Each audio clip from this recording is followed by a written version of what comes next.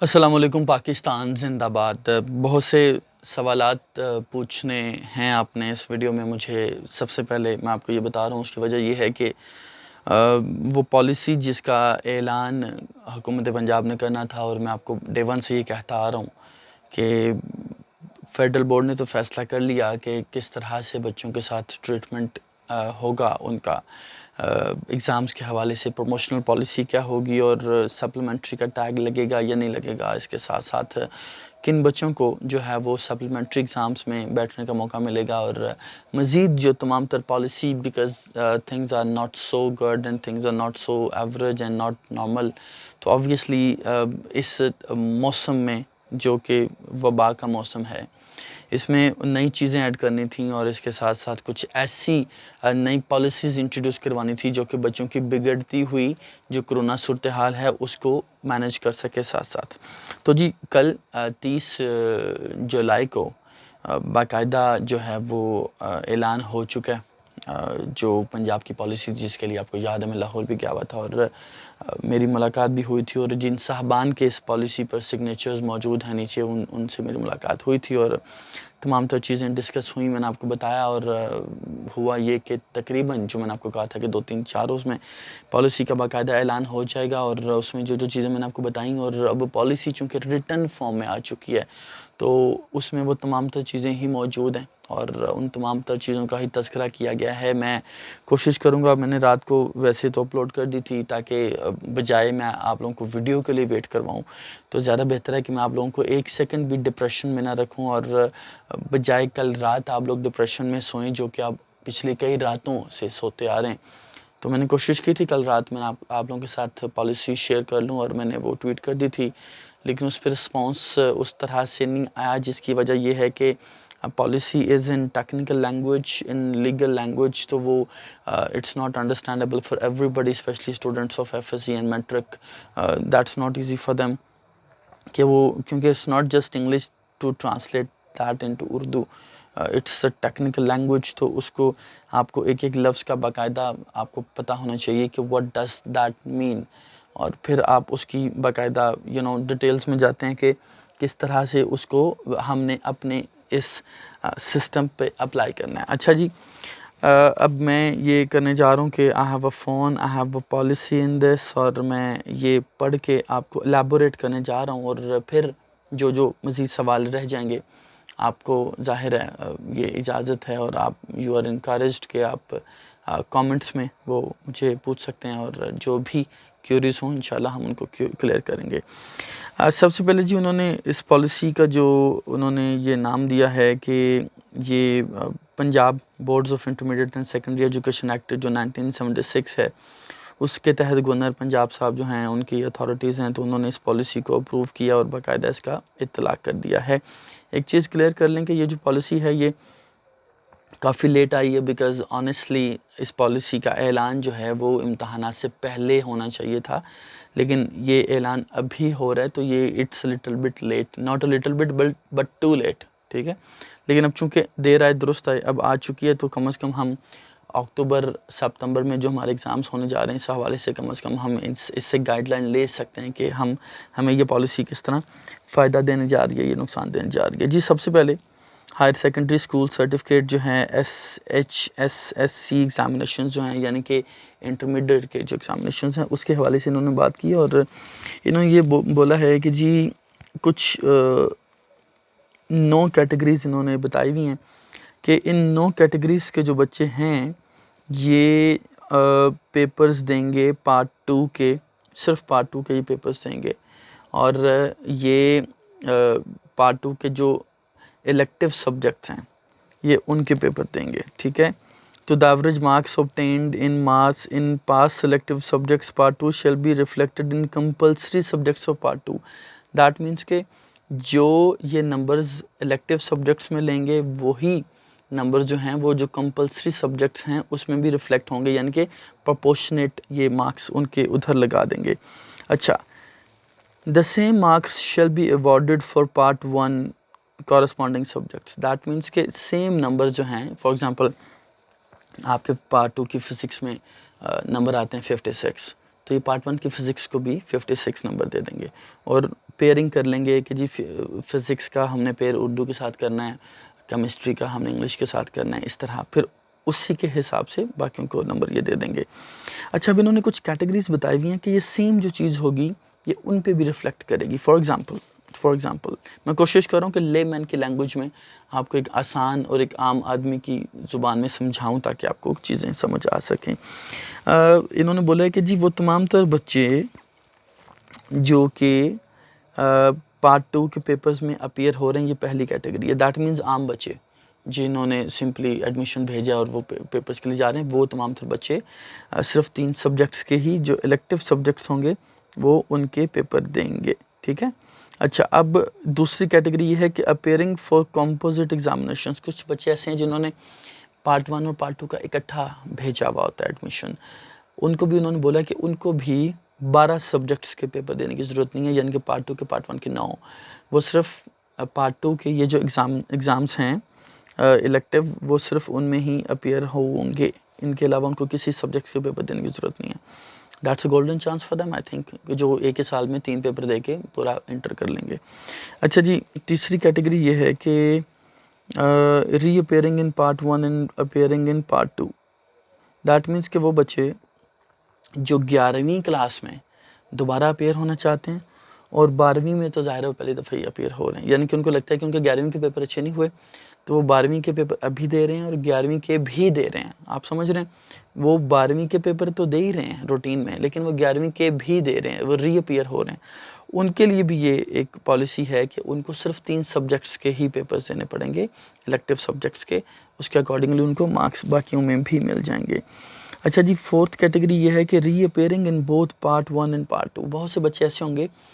जो 11वीं में भी और 12वीं में भी दोबारा से अपीयर हो रहे होंगे बिकॉज ऑफ सम रीजंस, ठीक है। उनके लिए भी उन्होंने बोला है कि उनको भी सिर्फ 3 सब्जेक्ट्स के ही पेपर्स देने पड़ेंगे, ठीक है, और सिर्फ 3 सब्जेक्ट्स की बुनियाद पे ही उनको जो सारी उनकी असेसमेंट होगी वो कर ली जाएगी। अच्छा जी, पांचवी जो कैटेगरी हो ये है रीअपेयरिंग इन पार्ट 2 ओनली। वो बच्चे जो कि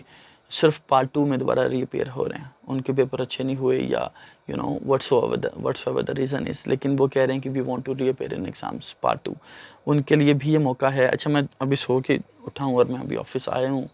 तो ये मेरी आवाज़ भी आप मैनेज कर लीजिएगा। अभी मैं नींद में हूँ तकरीबन, मैं रात को सुबह 6 बजे सोया हूँ, तो दैट्स वाई। अच्छा जी,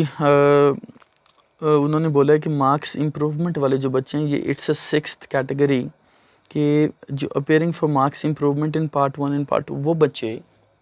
जो पार्ट 1 और पार्ट 2 में मार्क्स इम्प्रूव करना चाहते हैं, अपीयर होना चाहते हैं, उनके लिए भी ये इट्स अ गोल्डन चांस कि वो ये सिर्फ 3 पेपर दें अच्छे से, उनकी हिसाब से उनकी असेसमेंट हो जाएगी तमाम तर सब्जेक्ट्स की, उनको 12 के 12 पेपर देने की ज़रूरत नहीं पड़ेगी।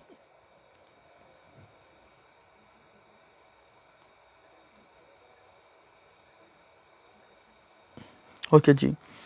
मैं कोशिश करूँ पढ़ के आपको अच्छे से एलाबोरेट करूँ, कोई गलती का इम्कान ना हो। अच्छा जी, इसके अलावा फोर्थ जो 7th वो कह रहे हैं appearing in marks improvement in part 2, यानी कि अगेन अगर आप पार्ट 2 की इम्प्रूवमेंट भी कर रहे हैं तो आपको सिर्फ ये 3 सब्जेक्ट्स ही देने पड़ेंगे। अच्छा, जो है 8th कैटेगरी दैट इज़ कि appearing in marks improvement subject wise accept in compulsory subjects, it's a technical point. वो ये कह रहे हैं कि वो तमाम तर बच्चे जो कि मार्क्स इम्प्रूवमेंट के लिए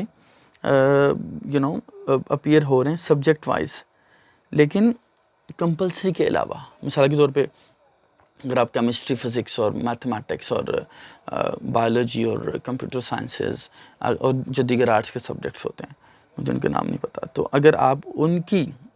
सब्जेक्ट वाइज भी करना चाहते हैं इम्प्रूवमेंट, तो उनके लिए भी इट्स अ सेम पॉलिसी। अच्छा जी, 9th point and this is I think last point के अपेयरिंग इन शहदातुल सानविया खासा एंड मेडिकल टेक्नोलॉजीज़ ग्रुप, ये बाकी जो मदरसों के बच्चे होते हैं और मेडिकल टेक्नोलॉजीज़ के बच्चे होते हैं उनके लिए भी इट्स आई थिंक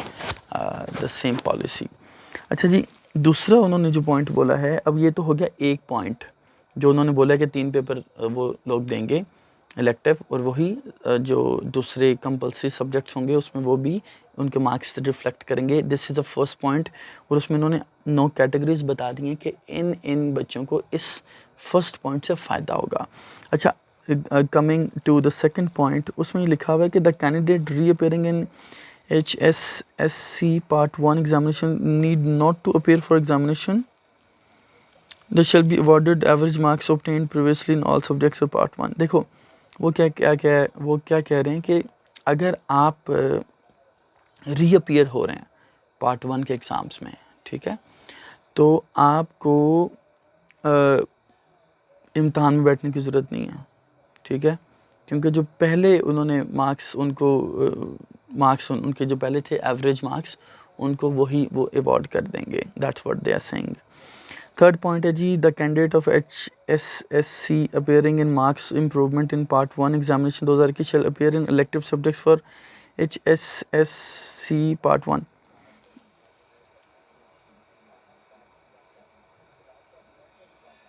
अच्छा, वो ये कह रहे हैं कि वो तमाम तर बच्चे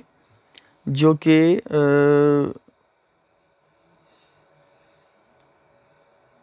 अच्छा,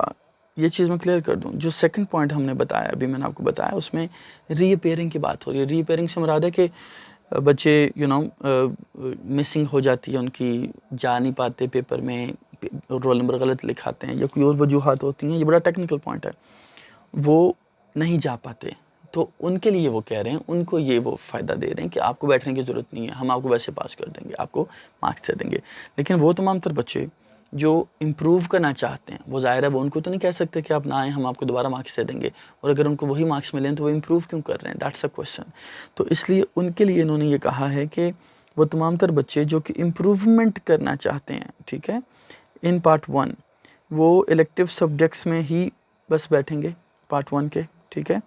और उनको तमाम तर सब्जेक्ट्स को पास करना पड़ेगा। This is a very important point, ठीक है। ऐसा नहीं है कि वो एक आधा पास कर लें और कहें कि हम सारा पास हो गए, उनको सब सब्जेक्ट्स को पास करना होगा। The average marks obtained in marks subject Part 1 shall be reflected in. अच्छा, वही कह रहे हैं कि जो उनको मार्क्स मिलेंगे वो उनको बाकी, फॉर एग्जांपल अगर कोई बच्चा पूरी फर्स्ट ईयर इम्प्रूव करना चाह रहा है,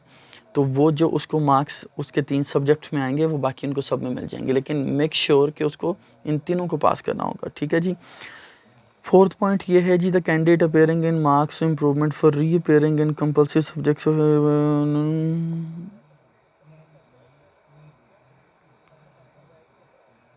ये कह रहे हैं कि वो बच्चे जो कि इम्प्रूवमेंट करना चाहते हैं, लेकिन या वो री अपेयर होना चाहते हैं in the exams for compulsory subjects, ठीक है, उनको बैठने की ज़रूरत नहीं है। हम उनको Part 1 और Part 2 के हिसाब से जो दीगर वो सब्जेक्ट्स उन्होंने पेपर्स दिए हुए हैं, तो हम उनके हिसाब से उनको कंपैरेटिवली मार्क्स हम उनको दे देंगे, तो उनको दोबारा से बैठने की ज़रूरत नहीं है। फिफ्थ पॉइंट है जी, the candidate appearing in additional subject.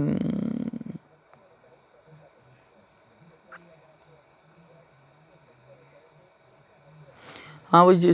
पाँचवें पॉइंट में कह रहे हैं, जो एडिशनल सब्जेक्ट्स हैं जिसमें बच्चे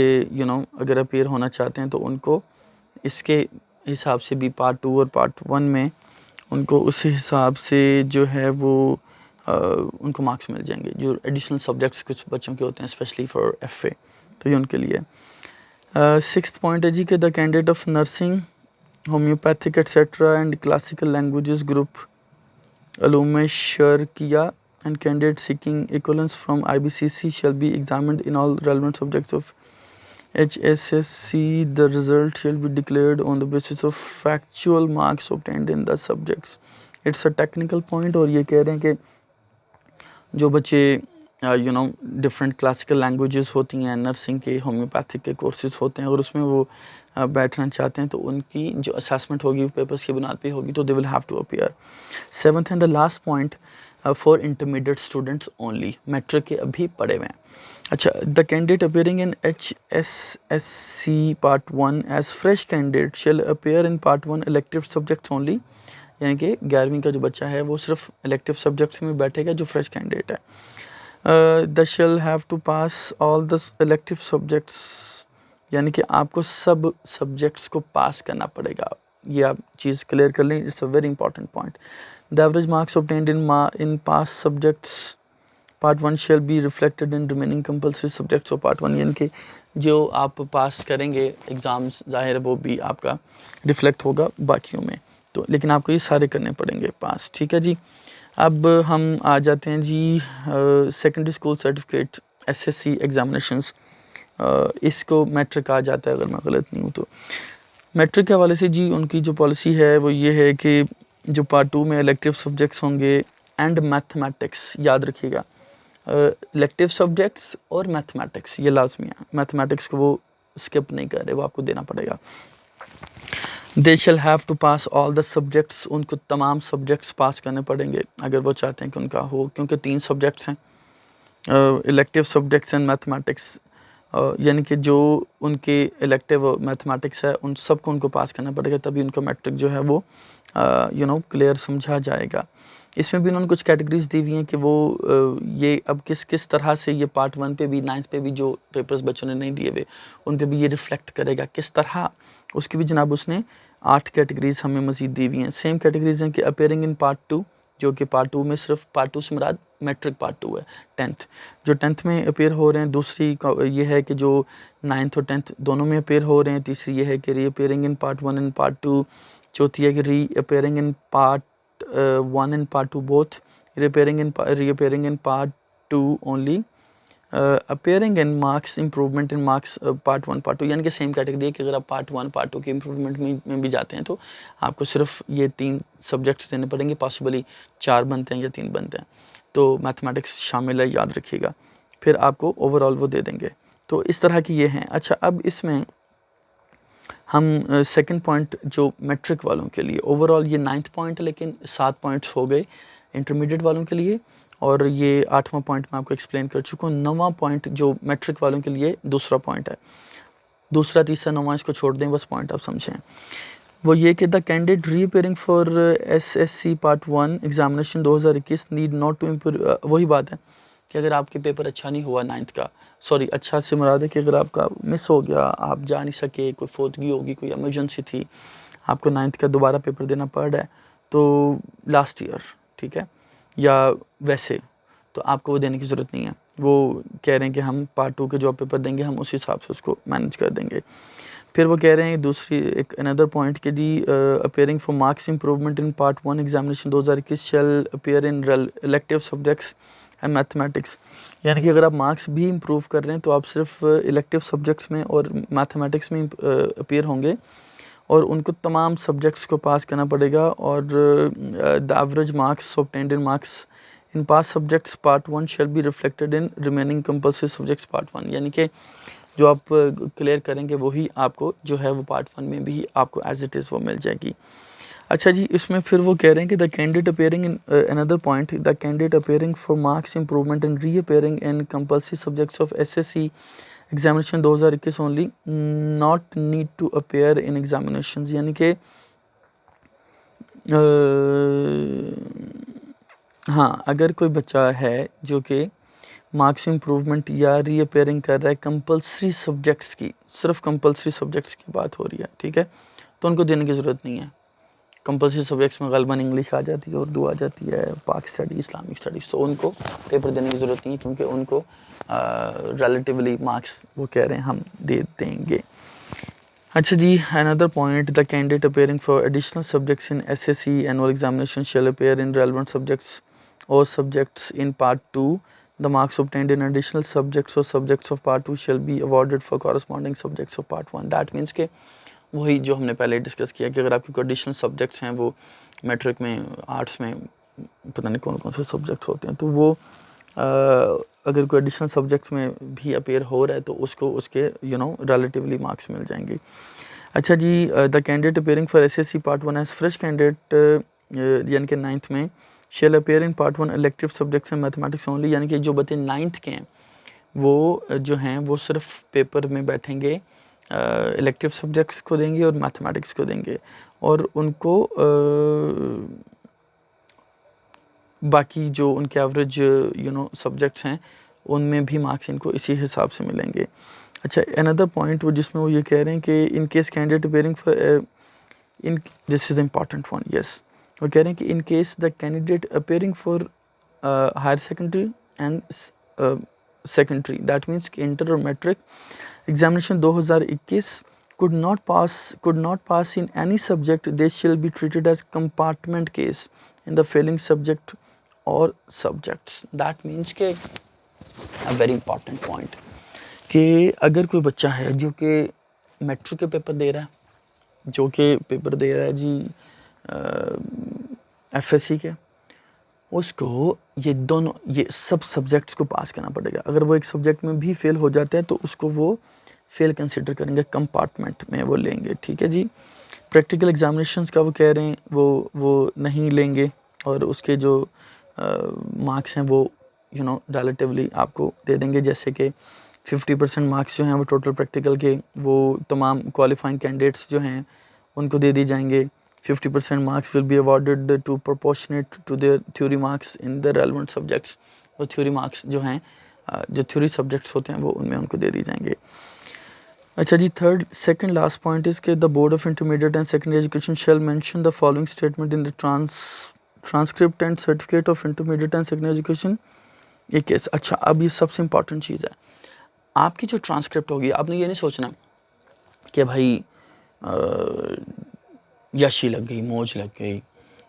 मतलब नासिर भाई हैं, इन्होंने तो 12 पेपर दिए थे एफएससी में, मैट्रिक में भी दिए और इनका रिज़ल्ट कार्ड जो है और हमारा रिज़ल्ट कार्ड जो है वो दोनों सेम है। माज़रत के साथ it's not going to happen, ऐसा नहीं है। आपका जो रिज़ल्ट कार्ड होगा सप्लीमेंट्री लिखा हो या ना लिखा हो, that's a different thing to talk about. लेकिन उससे पहले एक और धब्बा कह लें या व्हाट्सएवर यू कॉल इट, लेकिन दिस इज़ द रियलिटी जो कि आपके रिज़ल्ट कार्ड के ऊपर लिखी होगी स्टेटमेंट, जो अभी बच्चों का रिज़ल्ट कार्ड आएगा और वो स्टेटमेंट होगी the marks awarded are the best prediction of the performance and has been awarded under कोविड-19 examination policy hence considered as valid and fair. उन्होंने बेसिकली ये कहने की कोशिश की है कि ये मार्क्स को वैलिड एंड फेयर कंसिडर किया जाए, लेकिन साथ उन्होंने ये भी बता दिया है ये जो मार्क्स हमने इन बच्चों को दिए हैं हमने कोविड की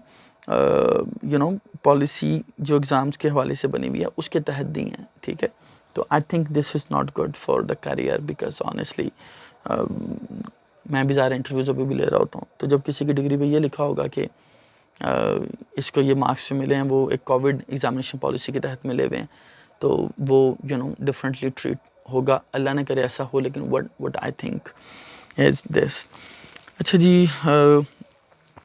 एक और पॉइंट है उसमें उन्होंने लिखा हुआ है कि द अबव सब students shall appear in both compulsory and elective subjects next year as situation law. वो कह रहे हैं कि तमाम जो बच्चे जो मैट्रिक और इंटर के हैं वो नेक्स्ट ईयर भी अपीयर हो सकते हैं, लेकिन ये है कि उनको कुछ ज़ाहिर है चीज़ों को हम देखेंगे कि नेक्स्ट ईयर जो पॉलिसी है और जो कोविड सिचुएशन है वो कैसी है। लास्ट लाइन दैट इज़ कि इन केस ऑफ एनी ठीक है, वो कह रहे हैं कि अगर आपको कोई इसमें है तो पीबीसीसी से आप कांटेक्ट कर सकते हैं, ये वो फलां नीचे नाम लिखे हुए हैं। दैट मीन्स कि जी आपकी जो पॉलिसी है एग्ज़ाम्स के हवाले से जिसका हम बड़ी बेताबी से वेट कर रहे थे, इसमें ये तो ज़ाहिर नहीं लिखा हुआ और इट्स वेरी अंडरस्टूड के अगर वो नहीं लिखा हुआ तो दैट मीन्स कि पुरानी वाली पॉलिसी होगी और वो ये है कि आपका लिखा तो जाएगा supplementary he. It's not because अगर कोई खामोश हो तो दैट मीन्स कि वो पीछे वाली पॉलिसी को ही लेके चल रहे हैं। अगर उन्होंने चेंज की होती तो वो शायद इसमें आपको नई पॉलिसी दे देते। तो बस ये है कि अब मैंने कोशिश की है कि सारी की सारी जो पॉलिसी है वो आपको एक एक पॉइंट में समझाऊं। If in case if you have any question let me know, you can comment, you can text me, you can call me even और possibly हम आपके हर सवाल का जवाब दे देंगे। और ये गेटअप के लिए और मैं इन ऑफिस और सैटरडे को काम भी कम होता है तो I am also looking sleepy और इवन मैं आपको आवाज़ से लग रहा होगा कि मैं सो के उठने के फौरी बाद आपके लिए वीडियो बना ली है because it was very important. So many students they were calling me कि please make a video because they want to know the technical things about this policy, they were just waiting for this and also thank you so very much for watching my video. I am not gonna say anything else, but please तैयारी करते रहें। अब जो जो सच है मैंने आपको बता दिया, अब इसमें से अच्छा क्या आपको लगता है और बुरा क्या लगता है वो फ़ैसला आपने करना है। खुश रहें, आबाद रहें, सलामत रहें। अल्लाह हाफ़िज़।